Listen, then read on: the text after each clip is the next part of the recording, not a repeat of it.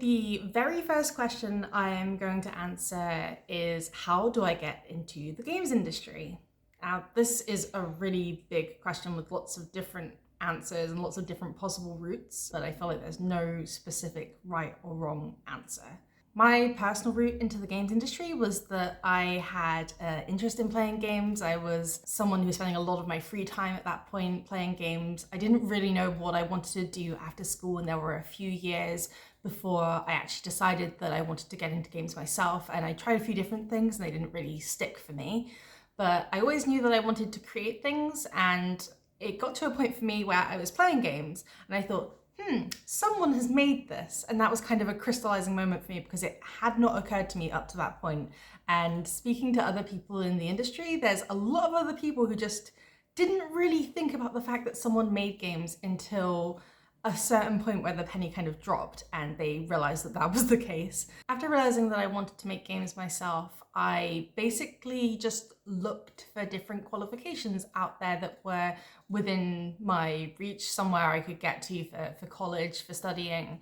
And I found a game development BTEC. I think there's quite a few other game development BTECs out there, and at this point, because that was now quite a few years ago, I think 10 years ago, there's probably courses that are more specialized. The BTEC that I studied was an all-rounder where it just kind of dipped into all different aspects of game development, and then from there you could branch into whatever you wanted to specialize in. I found that BTEC experience really rewarding because it meant I actually got to start making games. I got to really kind of get stuck in that specific area of interest I had.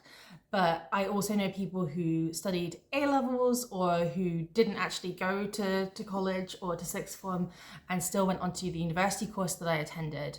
And I also know people who I have worked with in the industry who didn't go to university or college at all to study games. They just learned those skills that they needed online and found another way into the industry. I chose a game design degree. It was game design with story development, which was kind of like a joint honors course between game design and creative writing. And that was one that I chose because the lecturers at the time really resonated with me. When I went to the open day, I felt like I would have a lot to learn from them, and I really liked the passion they spoke with about the subjects they were teaching. I also knew at that point, I think, that I wanted to specifically go into game design.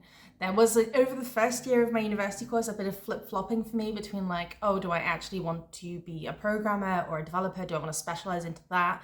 But then again, if I had wanted to become a programmer, if I had made that decision, even with the degree that I studied, I could have then probably taught myself some programming skills from some of the free online resources that are available, or from books on programming or videos on programming, different things like that. And I probably could have then kind of bridged that knowledge gap into taking the first steps in the industry.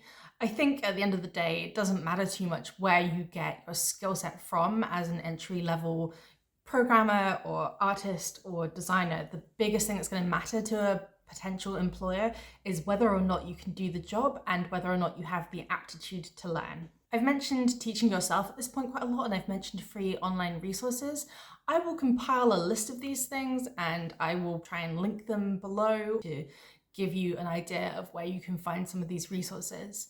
But the way I would recommend doing this is thinking about what you want to create, whether it's I want to make this type of game, or I want to teach myself this type of skill set, and really just Googling that thing and seeing what comes up. On YouTube, there's a lot of really interesting tutorials you can find for different game engines, different systems, and there's a lot of free software that you can download to make games with. So things like Twine, things like RenPy, things like Unity, Unreal Engine as well. I've never actually worked with that myself, but it is available for free and you can download it and learn how to make a certain type of game with that. And all of those things can be used to teach yourself how to make games, and they can also be used to become a part of a portfolio to demonstrate to potential employers or demonstrate to anyone else that you want to have a working connection within the games industry.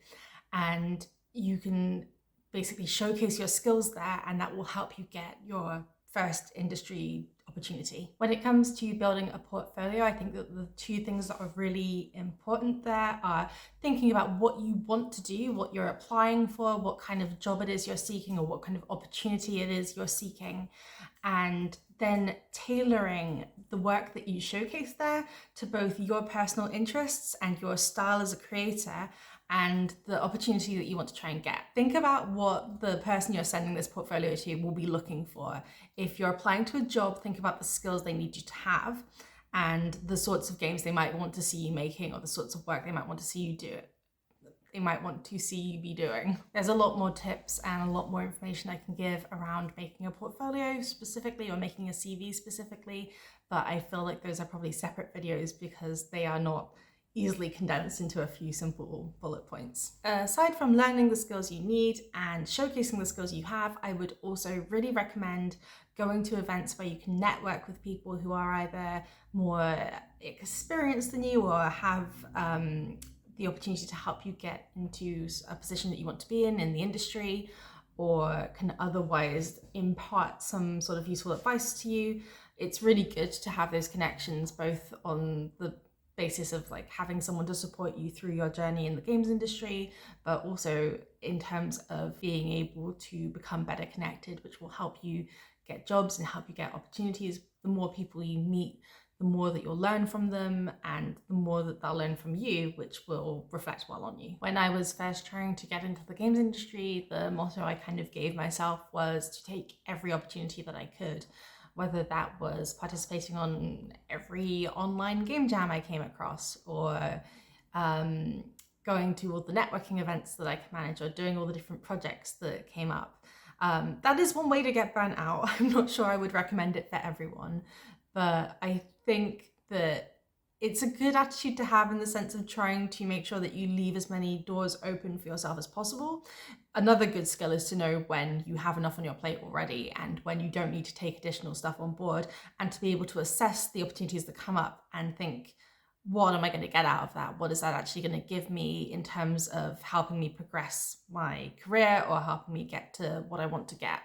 So not every opportunity is equally useful, and you don't need to do everything, but try and go with an open mind, try and be proactive, try and seek out opportunities, and remember that the internet is really your friend in terms of being able to find different things you can do, to find different pockets of the games industry online, and listen to what they're talking about and listen to the sort of things they're doing, because you can become a part of that yourself as well. My last tip is to look at someone in the industry who is in a position or who is doing something that you want to be doing yourself, and think about how they got there. If you have the opportunity, maybe ask them some questions and see how they did get there, see what advice they would impart to someone who is just starting off. And also think about the experiences they have, the opportunities they took, the projects they've worked on, and think about what parallels you can create between yourself and them.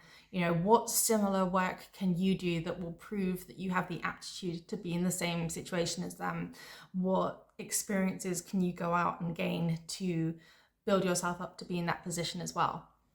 And I think all of those different things, all of those different kinds of experiences and skills you learn, the connections you make, and the work that you do all kind of balls together to put you in a really good position to get started off in the games industry. Whatever it is you decide to do, being quite proactive and making sure that you are using the time you have wisely to try and prepare yourself for those kinds of opportunities, that kind of thing, will put you in really good stead. It will make your CV really stand out to the people who look at it, and it will make your work really stand out to the people who play it. If you have any specific questions for me, then please do comment with them, or otherwise reach out to me with those questions and I will begin by answering them. Thank you.